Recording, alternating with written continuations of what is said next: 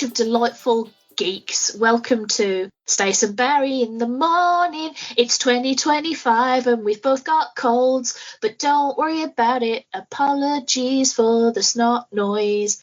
Maybe I shouldn't start off an episode talking about the snot noise, but I do want to apologise up front for it because it's pretty gross. I've had a 2-month cold and I'm done, lads. I'm so done. Put me in the bin. I am Stace. This is Barry. I am Barry. Hi, everyone. I'm not putting you in the bin, Stace. Don't you worry. I'm so sad. that I'm not putting you in the bin, or just sad, or I'm just sad. Yeah, I'm just sad in general. I had my one-to-one with my boss at work yesterday, and she was like, "How are you feeling?" And I told her about the fact that I've had a cold for 2 months and I wish I was dead.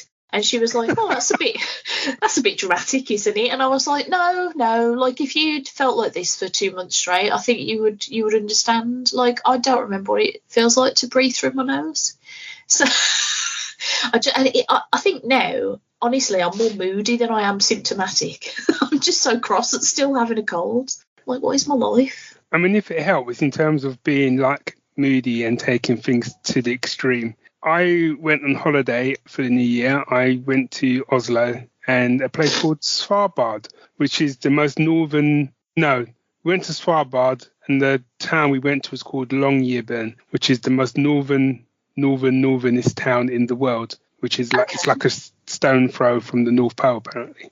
And temperatures there were a balmy minus 16 to minus 20 when we were there. Yeah, that's bananas.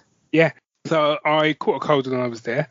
Some might say, obviously, but, you know. And I was quite bad with it in the last couple of days. So I then had to fly home with said code. Apologies to the guy sitting to my right because I was in the middle. So he was on one side, this guy on the other side. And the first, so it was 2 flights home. The first flight, I was so cold that I spent the entire flight just shivering. Oh, no. My knee was shaking and she was like holding my knee going, "Are you okay?" And I was thinking in my head, well, clearly I'm fucking not okay because I'm shivering. No, bless her. She was great. And then we had to do a changeover and she was like, right. She said, "Don't take your coat off this time." And I was like, "I might be too, no, don't take your coat off." So I was like, okay. So I wore my coat for the second flight. However, going back to the minus 20 temperatures, the coat that you have to wear is it's almost like Kevlar. It's like bulletproof. So I was wearing one of those coats. And then I went from the extreme of shivering to the extreme of like, I'm actually going to die from heat exhaustion. Plus I've got a cold. Plus I'm shivering. Yeah. Oh, no. Welcome to Stace and Barry in the morning. Hey, shall we do a little talking about pop culture and that? Yes, because that's possibly what we're here for. That's what we're here for. Have a little trumpet. Jazz. Shall we start with a pick of the fortnight? Yes, I'm holding my hand up there. Oh, okay, go on. For people who can't see, because obviously Stace and I are doing this on video, I am dressed in tribute to Mickey, who was the trainer in the Rocky films. Yeah. I'm wearing grey hoodie and black beanie. I'm hoping someone will watch this and will cast me in any Rocky reboot as Mickey. Yeah, why not? I'm just wearing a big ass purple hoodie because it was -2 when I got up this morning, and I was like, "It's hoodie time," and I crawled in it, and I never got out of it. Someone said to me it was -2. I laughed at them. Like, well, cold, yeah, I was going to say. You don't know cold. You don't know -20. Then you give me a shout. No, actually, no. It was proper chilly today. To be fair. People at work were laughing at me though because I was like, "Oh, I've got to go around the pharmacy to get me antibiotics," and then I went outside and I was like, "Oh, it's lovely outside," and they were like, "Lovely? Are you fucking mad?" I was like, "Look, you don't understand how hot I am most of the time." Like, I actually quite like getting bundled up and pootling around in the crisp winter air, actually, as long as I'm not slipping on some ice, which was a danger. Anyway, pop culture. Pop culture back in the game. If we'd have recorded this episode a week ago, my pick of the fortnight would have been Sonic 3. And I just wanted to say that, just because I feel like people need to know that Sonic 3 is really good. And when I say it's really good, I mean it might be the best of the 3. Okay. And I really, really like 1 and 2. So, you know, there's that. But unfortunately, we live in a world post me having seen Nosferatu. And so, right, here's the thing about this that I'm going to warn everybody up front. I'm not going to spoil it because thankfully it is a movie where I can talk a lot about it without saying anything about the plot. But even if you've got a tangential knowledge of, like, you know, Dracula and Nosferatu and that, you'll have a vague idea what the plot is. But I am not going to shut up about how amazing this movie is, and I am going to make you think that it's the best thing since sliced bread. So, like, maybe if you haven't seen it yet and you want to, then it might be a good idea to not listen to me for a bit, because I am absolutely going to put this on the highest fucking pedestal and potentially ruin it for you. That could be difficult on a show called Stace and Barry in the Morning when Barry hasn't seen it. But that's okay. That's cool. This movie might be one of the greatest films I've ever seen in my life. Wow. Yeah. I went into this with not low expectations, but with just, like, no expectations, really, because Robert Eggers is a director who, of his 3 other movies, I absolutely adored The Witch. I thought The Northman was really good, and I did not like The Lighthouse at all. So his other 3 movies were, like, running the gamut from, like, amazing to shit to me. So I was like, I don't know where Nosferatu's gonna land. But Rich has loved all of Eggers' movies, and so he was like, no, we have to go see this, like, as soon as humanly possible. So we put it along to the cinema, first cinema trip of the year, and I'm very worried now that our cinema trips / movie watching for the year has just peaked already. Oh. Because I can't even express to you how much I thought this movie was fantastic. It is technically, one of the greatest movies I've ever seen. Like, the blocking, the cinematography, the lighting, the colours, the costuming. Like, everything about the way this movie looks is absolutely enthralling. There are scenes, like, I would say practically every frame you could just, like, hang up on your wall as a painting on a canvas. Like, it's a fucking gorgeous movie. But I was worried because I read Dracula last year for the first time, and that book bored me to fucking tears. Like, oh my God, it's so dull. Like, it just goes on and on and on and on and on. And it's all written in letters, which doesn't make any sense, really. When I say letters, I don't mean like it's written with spelling. I mean like it's written as letters from people to other people. There's a word for that, and I can't remember what it was, so I said written with letters, which makes no sense. But yeah, when I read it, I was like, it's so anticlimactic as well. Like, I didn't even realise that they'd killed Dracula at the end, and I had to go back and reread a paragraph, and I was like, oh, he's just dead. Oh, I was really miffed. Anyway, so I was like, what if this film looks gorgeous, but is dull as fuck? Oh, baby, I couldn't have been more wrong. It's like, from start to finish, just... yeah, like it's like it put me under a spell. I don't know how else to describe it. Like, I didn't find myself getting bored at all. I didn't find myself wanting to sneak my phone out to see what time it was. But the thing I really wanted to, like, bring up about it, because this was the thing that kind of blew my tiny mind, was I knew Robert Eggers was a good director anyway. Like, even The Lighthouse, which did absolutely nothing for me story-wise, has some absolutely gorgeous shots in it. But, like, in this film, they really lean heavily into the score and the sound design, like the way that sound is used in the film. And they do it in such a masterful way that the score and the sound is almost like a whole extra character in the film. Like, I really don't know how to describe it, but it's so, like, present throughout, but yet not distracting or overpowering or, like, I just was like, this is a masterclass of cinema. I don't even know how I'm going to watch other films after this. Like, I genuinely lost my entire mind. Came out of the film and I was like, I didn't know films could be that good. Here I am wanging out 5-star reviews willy-nilly like nobody's business. And then this film comes along and I'm like, oh no, I'm going to have to reevaluate my entire life. Like, I can't be. It was genuinely. And what was quite funny about it was we left the cinema, and I will give, like, Rich's one negative thing about it to sort of balance this review a bit. We came out of the cinema and I thought Rich didn't like it at all, because the first thing he said was like, why was Aaron Taylor-Johnson in this film? He's so bad. And I was like, well, he's not. He's just not quite as good as everybody else, I don't think. But, like, when you've got Nicholas Hoult being amazing and Lily Rose Depp being amazing, like, it's hard, and, like, Willem Dafoe's there, like, it's going to be hard to live up to that level of... yeah. Do you know what I mean? But he was like, no, he's fucking shit. And I was like, oh my God, Rich didn't even like it. We're going to have to get a divorce. But then we went to a restaurant, and when I looked on Letterboxd, he'd actually given it 4.5 out of 5. Right.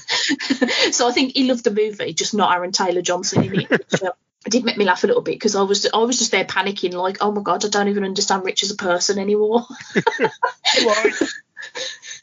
Yeah, who is this man? Yeah, I cannot stress enough about how. I think what got me was the fact that I went in there thinking this will probably be good, if a little bit boring and long. But it was like 2.25 hours that absolutely flew by. I could have watched a ton more of it. Like, even the way that the camera moves, there's everything in this film is done with such intention, and it's so like enthralling and creepy and beautiful and sad and like, oh yeah, I can't, like, yeah, best one of the best films I've ever seen. Wow. I told you I was going to put it on a pretty high pedestal. Wow. Yeah. Who did the music? The music is by Robin Carolan, and he did the score for The Northman as well, I think, for Eggers. But yeah, the soundtrack is that. Yeah, the score was just like especially I'm not going to spoil obviously what the scene is, but the music crescendos into such a place that I was actually moved to tears in the cinema, which was like, oh my god, the movie wasn't that sad. And I was like, no, it was the score. It got me. It got me real good. Yeah, I can't say enough good things about it. I can't wait to see what Eggers does next. Because the thing that sort of threw me about it as well was I already knew he was good, and I have liked, from a technical standpoint, all of his other films. It was just the plot of a couple of them that I was like, but this film is like, even puts those to shame a little bit, and I'm like, how are you this, who are you, like, this team that you're working with for this film just must all be like on exactly the same wavelength, because everything about it just comes together in like the perfect packet. I'm gonna have to stop talking about it, otherwise I'm just gonna go on about it for 3 years. But yeah, like I don't know what else 2025 is going to bring to me that's like not going to, spoilers for my end of 2025 review podcast when I talk about my top 5 films. This is probably going to be number 1. I can't see how anybody could do better than that, honestly. Wow. Yeah. Wow. Yeah. Follow that then, B. What's your pick of the 4? I can't see how anyone could do any better than that. Yeah. Stace. Good luck. Yeah. Yeah, stick that on the DVD cover. Yeah. Okay. I've seen some clips of it, and I'm very intrigued, mainly because the character that always fascinates me with the Dracula stuff has always been Van Helsing. Yeah. Who is, that's Willem Dafoe, isn't it? It is, yeah. So, like, obviously they have the issue with this where they can't use the exact names, but he is that character. He's that, yeah. And it's that character, sort of vampire hunter who kind of knows shit's going on. I've seen a couple of clips with him, and I was kind of like, do you know what? Yeah, okay. You're right. Yeah, you'll do. You'll do, son. You'll do. Yeah, it's brilliant. So, okay, how do I follow that? I feel I can follow it, but before I get on to my pick, my kind of honourable mention, I have to give this one an honourable mention just because I was a big fan of these guys back in the day. And I was so excited when they announced they were doing another sort of film and stuff. And I was even more excited that they were bringing one of the most terrifying characters back to the screen. I would possibly say more terrifying than your Dracula and then your Nosferatus, and that is Feathers McGraw. Oh yeah, you're gonna smack me now, but I've never seen The Wrong Trousers. But I did watch. But I did watch Vengeance First Fell. I did. Yeah, did you? Did you? I probably missed a lot of. Yeah, you did. I'm sorry. And you can hear the disappointment in my voice, and I'm not going to disguise it. I'm not. Yeah, no, you shouldn't. It is shameful of me. The Wrong Trousers is just, honestly, it's perfect. It's just perfect. And he was just one of the best villains I'd ever seen in anything. He's just so great in it. And I think for them to bring him back, and he was just so great in it. I honestly, anything he did in that film, I just laughed. He was just so fun in it. But also, proper chilling. So. Yeah. Do you know which bit creased me? Like, a lot of it creased me because it's a very, very funny film. But the bit where he's like doing the Bond villain, where he spins around in the chair and he's like stroking a sea lion, I lost my mind.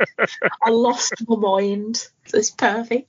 You need to go and watch The Wrong Trousers. If you enjoyed it, you'll really enjoy The Wrong Trousers. I don't know why I haven't seen it, because I watched The Curse of the Were-Rabbit when it was in cinemas, and I was like, oh, this is fun. That was the first Wallace and Gromit anything I'd ever seen, and I was like, oh, this is really fucking good. I should watch Wallace and Gromit, and then just never did. I genuinely think, I like the Curse of the Were-Rabbit, but for me, it's Wrong Trousers is still top. Yeah. The one that comes afterwards with the robot dog, that one's pretty decent as well. Can't remember what that one's called now. But for me, Wrong Trousers and this one, quality. Anyway, that was my honourable mention. Yes. So my pick of the fortnight, people may think, people who know me will probably go, of course you'd pick that, but I need to explain. So my pick of the fortnight is a game, which is Indiana Jones and the Great Circle. Oh, yeah. Can't think why you would pick this, actually. Yeah, you see, people would say that. Now, but when this game was first announced, they said that this was going to be a first-person game. And I was like, you fucking what? You're going to do an Indiana Jones game, which is first-person and not third-person? That's just nonsense. I thought it was the weirdest, stupidest decision that anyone could ever make, and their argument for doing it was, so this way you get to step into the shoes of Indy. You could be Indy. I'm like, I don't want to be Indy. I want to watch Indy. Yeah. In the same way when I play Uncharted, I want to see Nathan Drake and Tomb Raider and stuff. So I was really skeptical about it. Even when they brought trailers out, I was kind of like, I like the look of it, and I think the cutscenes look great, but I just don't know. I was probably 5 minutes into playing the game where I was like, I don't know what I was talking about. Eat all of your words. I'd like to go back in time and slap that barrier and just go, you don't know what the hell you're talking about. Because the first 10 minutes, I think the best way I can say it is, it's regardless of whether or not you like the game, regardless of whether or not you like what they've done, this is a team of people that live and breathe Indiana Jones. They love Indiana Jones, and they know Indiana Jones inside out. And I'm saying it as someone who's a fairly big Indiana Jones fan. Yeah, now, they get it. Now, whether or not you like what they've done and the way they've done it, that's fair enough. But you can't argue that they get it. Their tutorial is, and it's not a spoiler to say, their tutorial literally is the opening scene of Raiders of the Lost Ark. Up until the bit where he gets the bow. And it's shot for fucking shot. And I'm like, this is the game ain't even started. And I'm like, this is a tutorial. And I'm literally playing it, looking around like, is no one seeing this? Do you know, I watched Rich play the tutorial. I haven't seen him play the rest of the game, but I almost immediately thought, I bet Barry hated this, because one of the first things you have to do in the game is bat spiders off another man's back. And I was now, the good why thing, is that the opening? Yeah. Now, the good thing about that is a couple of things. One, obviously, people have told me it's a shot for shot, so I'm like, there's going to be that spider bit. Two, I've seen that sequence. I wouldn't say that I'm kind of like, I can't think of the phrase now, when you're kind of like desensitized to it. I wouldn't say I'm desensitized to it, but I can watch that scene because I've seen it so many times. And also, there was a lot of eye squinting when it got to that bit, and I'd watched that sequence on YouTube, so I knew what the bit you had to do was. Yeah. So I kind of got past that bit quickly. Like, right, I'm past that. And honestly, it's the greatest Indiana Jones game I've played. End of. For immersion, for me, this is me personally. So it's not about. I'm trying to choose my words carefully, because it's not about gameplay in some ways for me, because I've played games which have better gameplay and blah, blah. But in terms of a whole experience for an Indiana Jones fan, 10 out of 10. 10 out of 10. Couldn't fault it. I couldn't fault it. They nailed it. They nailed it in a way that the last two films didn't. Yeah. And again, I'm saying to someone who I enjoyed the last two films. I know people didn't. I'm not going to get into that. So I want to preface this by, I'm not one of those, there's only the Indiana Jones trilogy. There's only 3 films. I'm not one of those. I'm not one of them people. There's 5. Deal with it.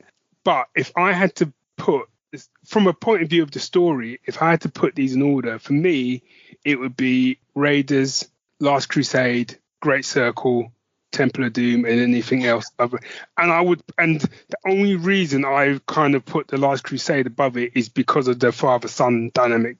Yeah. Because the plot in it I thought was great. The way they did it all was phenomenal. The way they used the music. You could put all of this together, and I'm sure someone's done it on YouTube. You could put all those cutscenes together as an Indiana Jones movie, and you'd be like, happy days. Yeah. Happy fucking days. Yeah, it's up there. Like you said, in terms of game, for a game experience, good luck topping it in 2025 for me. Like you said, Yeah. I'm going to be right there with you, and you'd be like, and our picks for 2025 will be Nosferatu and Indiana Jones and the Great Circle. Good night. With the things that we first said in January. Yeah, and the music. This is the other thing as well. Is like the guy who did the music. I think his name. You'd think they'd got John Williams on the blow. And it's like, John, mate, do you want to come and like score this? He's like, yeah, I got some spare time, because it feels like it's a John Williams score. Yeah, it's amazing. Well, I was quite impressed by with just in the tutorial that I saw was the voice acting. Like if you'd have told me that was Harrison Ford, I'd be like, all right. Yeah, I went into it in my head. It's like, it's not Harrison Ford, but we'll give the guy a go. And I'm happy to be playing Indiana Jones game. And as like I said, with the minute he starts speaking, within about 2 minutes, I'd forgotten that it wasn't Harrison Ford. Yeah, he's so good. He's so good. And also the guy they get to do Marcus Brody, who obviously the actor died some years ago, was really good as well. Yeah, it's like I said, I've only seen a little snippet of it, but everything seemed... Yeah, when I was watching it, I thought if this didn't have spiders in it, I think it'd be perfect for Barry. I think he's going to love it. I did struggle because there's a whole bit with scorpions, but YouTube helped me. Yeah. And there was a lot of squinting. But now that I've played, and there's a way there's like a big scorpion sequence which you can see in YouTube and stuff, where it's almost like the pit snakes where they've got to have a torch and stuff like that. Oh no! But I completely avoided that by doing something else. Oh, that's good. That's good. But the important thing was, because I didn't know what was going to be happening, I thought there was going to be spiders around every corner, so that kind of impeded my full enjoyment. But now I've played through the game, I wanted to go straight back, because I'm like, I'm okay now. I can now play it and like fully kind of enjoy it and stuff. And also best villain since Belloc by a country mile. Nice. Okay. I'm going to have to get Rich to play some more of it then, so I can have a little watch. Because I won't be able to do it. Much like you, I could. And also as well, just a quick thing, because it's first person, you sort of fight in first person. And I think it works really well. Again, there's still that part of me that I would have loved to have seen it as a third person, but I'm all right, Also, because they lifted the same sound effects, that sort of punching sound effects where you feel like when you get hit by Indiana Jones, you've been hit by like a sort of shovel. Yeah. And just the clever ways that you can kind of use weapons and stuff to take out the guards and stuff. No, I could. And the archaeology, I'm going to stop. I'm just going to stop, because I'll just keep talking. I sat through the credits, which were about 15 minutes, just listening to the music. Brilliant. Fab. Excellent. I'm hoarse now. I need to drink. I was going to say, I think we've both put some things on some pedestals today. Yeah. It's potentially going to make things hard to live up to, but just well. A tad, eh? Right, let me break out the trumpets again. Jazz. Surprising absolutely zero people, my song is from Nosferatu. It's going to be that kind of an episode. Oh, it really is. It really is. Although I will say, an honourable mention has to go to, there is a scene in Sonic 3 where there's a dance. It feels like every Sonic movie is now is like, we've got to put a dance in it somewhere. And this one was To Galvanise by the Chemical Brothers, which is a song I haven't listened to for ages, but I really fucking love. So, like, tip of the hat to Sonic 3 for reminding me that song exists. But yeah, then the soundtrack to Nosferatu just came and pissed on all of those chips. It's the song that I've picked is a piece of music called Bound, and it is the one from the final sequence that I was talking about earlier. And yeah, just reiterating how wonderful this score is. This piece of music is like really, it's like string heavy, string centric, and it slowly sort of crescendos up into this like beautiful sort of. It's really hard to describe without accidentally semi-spoiling the scene. So I'm just gonna say that this piece of music is beautiful and haunting and sad and just straight up gorgeous. And when I saw that scene, like I say, I was literally moved to tears in the cinema. Just the combination of like this song and those visuals, and I was just like, oh well, this. I think this is the first time I've ever had the very pretentious thought when watching a film that like, oh, like films are art, aren't they? like, because normally even films that I absolutely adore, normally I'm just like, cool, that was brilliant, like what a brilliant film, and I'll appreciate how stunning they are or whatever. But this film, literally, I was like, oh, I could like stare at every frame of this in a museum, like this is actual art. And I just think, yeah, this soundtrack it's like the whole soundtrack is amazing because it toes that line between like spooky, eerie, creepy, you know, getting all up under your skin and making you but also being like beautiful and haunting and oh yeah, it's just, again, I'll have to stop before I waffle on for 33 years about this score, but it's like a palpable entity throughout the movie that just like elevates it. I am sounding so pretentious now, super pretentious, but that's what Nosferatu does to me, apparently. You knew you had that pretentious side in you. Well, it's quite funny because I had like I say, I don't really like. Well, I hated the book. I thought it was shit. I don't think I've seen any other version of Dracula that I've been like, oh wow, this is really good.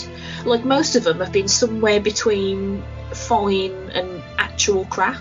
So I was like, this film is going to be pretty, but not for me. Like that's where I thought I was going to go. And then I went in and I was like, well, get the Parmesan cheese out, lads, to sprinkle it on the top of my words, 'cause somebody's having a word dinner. Yeah, loved it. Tip of the hat to Robin Carolan. That's the second tip of the hat today, and I'm not even wearing a hat.